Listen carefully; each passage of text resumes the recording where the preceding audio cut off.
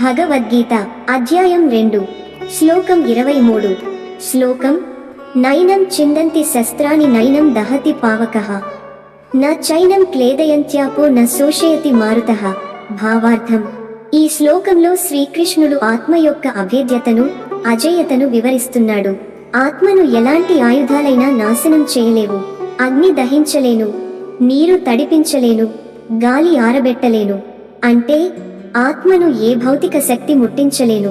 తాత్విక సందేశం: ఇది మనకు చెప్పేది ఒక్కటే, ఆత్మ శాశ్వతం, నాశనానికి లోనయ్యేది కాదు. మన శరీరం మట్టికి చెందింది, మన మనస్సు అనేక భావాలకు లోనవుతుంది. కానీ ఆత్మ, అది ఏ మార్పులకు లోను కాదు.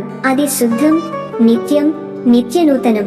ఉపమానం: ఉదాహరణ, మనల్ని వర్షం తడిపించగలదు, అగ్ని కాల్చగలదు, గాలి ఆరబెట్టగలదు, కత్తి ముక్కలు చేయగలదు, కానీ ఆ శరీరాన్ని మాత్రమే, ఆత్మను కాదు.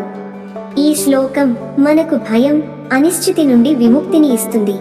ఆచరణ పాఠం: శరీరం నశించవచ్చు, మనస్సు మారవచ్చు, మన చుట్టూ ఉన్న సమస్తం పెల్లుబికిన మేఘాలా మారిపోతుంది, కానీ మన ఆత్మ, అదే శాశ్వతంగా నిలిచే సత్యం.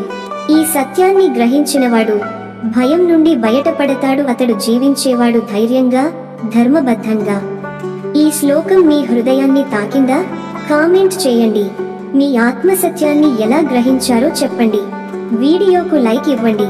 ఇంకా శ్లోకాల తాత్విక విశ్లేషణల కోసం ఛానల్ను సబ్స్క్రైబ్ చేయండి. ఓం తత్ సత్.